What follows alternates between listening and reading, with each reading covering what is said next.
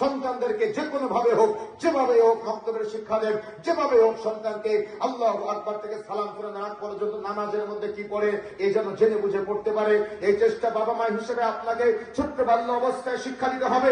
অন্তত 18 বছর হওয়ার আগে যেন আপনার সন্তান পুরা কোরআন মুখস্থ করুক বা না করুক, অন্তত 30 কোন পারা যেন আপনার সন্তানের মুখস্থ হয়, সেদিকে বাবা মা হিসেবে আপনার দায়িত্ব পালন করতে হবে।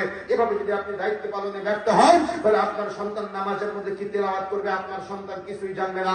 তখন আপনি হয়ে যাবেন ফাওয়াইলুল লিল মুসাল্লিন, তখন আপনার সন্তান হয়ে যাবে সাহুন। এই জন্য সতর্ক হতে হবে, সাবধান হতে হবে। বন্ধুরা আমার যে কথা বলতে চাই, নামাজে আপনি কি তেলাওয়াত করলেন আজকে আমি জিজ্ঞাসা করলাম, আপনি বলতে পারলেন না, এটা আপনার জন্য ব্যর্থতা। ইমাম সাহেব কেন আপনাকে মসজিদে ডাকবে, ইমাম সাহেব কেন আপনাকে মাহফিলে ডাকবে?